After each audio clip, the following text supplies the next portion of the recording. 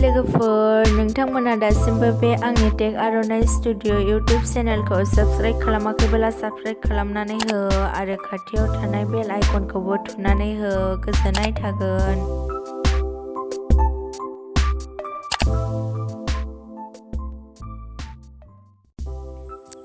Hello friends दिनै जोङो बर'नि बयनिख्रुइबो बांसिन साबस्क्राइब लानो हानाय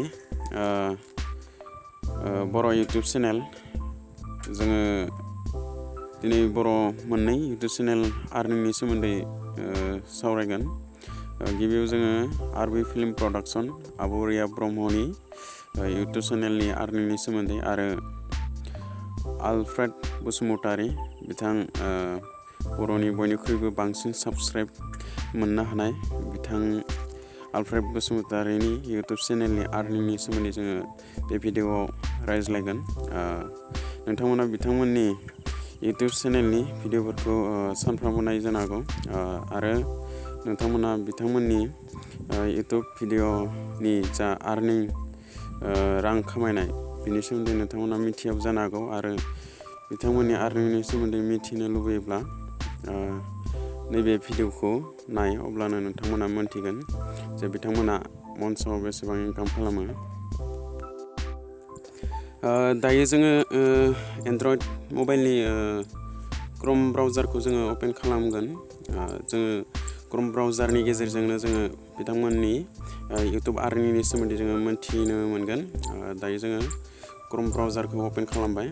आङो गिबियावनो अपेन खालामनानै दोनखादों आरो टाइपबो खालामनानै दोनखादों। नोंथांमोना बे भिडिअ'खौ नायनानै ससियेल ब्लेड लिरनानै सार्च खालामनानै हो।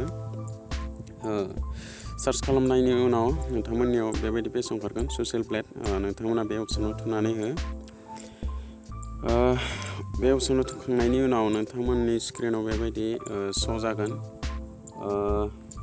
बिनि उनाव नैबेहाय खनायाव सार्च अप्सन ओंखारगोन। बे सार्च अप्सनाव नोंथांमोना जायनि YouTube चेनेलनि आर्निंनि सोमोन्दै नोंथांमोना मोनथिनो लुबैदों बिथांमोननि चेनेलनि नेमखौ सार्च खालामनानै होबानो जाबाय।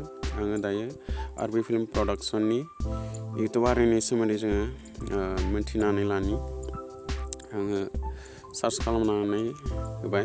बिनि उनाव जायनि YouTube चेनेलनि नामखौ सार्च खालामगोन बेयो बयनिख्रुइबो सायाव ओंखारगोन। दायो जोङो नैबेहाय आरबि फिल्म प्रडाक्शननि चेनेलनि नामा फैबाय। दायो जों बिथांनि चेनेलखौ सेलेक्ट खालामगोन। सेलेक्ट खालामखांनायनि उनावनो जोङो नैबेहाय आरबि फिल्म प्रडाक्शननि गासै डिटेल्सखौ मोनजोबगोन। जा बे चेनेलाव बेसेबां भिडिअ आपल'ड दं आरो बिथांनि साबस्क्राइब आरो चेनेलखौ माब्ला खुलिनाय बेफोर गासैखौबो नुगोन आरो बेनो जादों बिथांनि चेनेलनि इनकाम जा मान्थलि इनकामा जायो $864 जायो बिथांनिया आरो इयारलि इनकामा जायो 10.4K। जोङो दायो केलकुलेटराव मारिनानै नायगोन जोङो मान्थलि इनकाम बेसेबां रां मोनो। जों दायो केलकुलेटराव सानजाब खालामनानै नायगोन 864 आरो इन्डियानि डलारा जायो $71। जोङो 70जों सानजाबनानै नायबाय 864खौ अब्लानो जोङो बिथांनि मान्थलि आर्निंखौ जोङो मोनथिनो मोनगोन। नोंथांमोना जुदि भिडिअ'आव मोजाङै नुवाखैब्ला नोंथांनि केलकुलेटराव सानजाबनानै नायब्लानो जाबाय। दायो जोङो बयनिख्रुइबो बांसिन बर' इउटुबार बयनिख्रुइबो बांसिन साबस्क्राइब मोननो हानाय आलफ्रेड बसुमतारी बिथांनि YouTube चेनेलनि आर्निंखौ जोङो नायगोन। सिगाङावनो आङो बिथांनि YouTube चेनेलनि नेमखौबो सार्च बाराव सेभ खालामखानानै दोननाय जादों। दायो आङो स्टार्टआव क्लिक खालामनानै होबाय।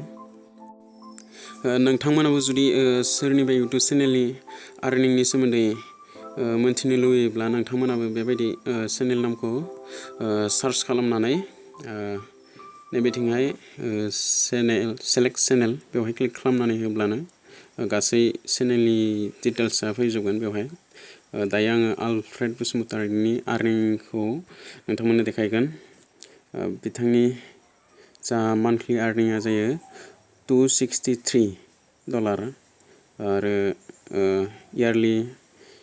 इयारलि आर्निंआ जायो $3.2K। नोंथांमोना बेखौ केलकुलेटराव मारिनानै नायब्लानो मोनथिगोन जे आलफ्रेड बसुमतारीनि इउटुब चेनेलनि मान्थलि आर्निंआ बेसेबां जायो। दायो नोंथांमोना मोनथिबाय जानो हागौ जे इउटुब चेनेलनि आर्निंखौ माबोरै नोंथांनि एन्ड्रइड मबाइलजोंनो मोनथिनो मोनो। नोंथांमोनाबो जुदि सोरनिबा इउटुब चेनेलनि आर्निंनि सोमोन्दै मिथिनो लुबैयोब्ला नोंथांमोना बे भिडिअखौ नायनानै मोजाङै नायनो हागोन जे नोंथांनि एन्ड्रइड मबाइलाव क्रोम ब्राउजार थाखाय बेवहाय सार्च खालामनानै नोंथांमोना नायनो हागोन। स' फ्रेन्ड्स दिनैनि भिडिअआ बेखिनियानो। बाय बाय।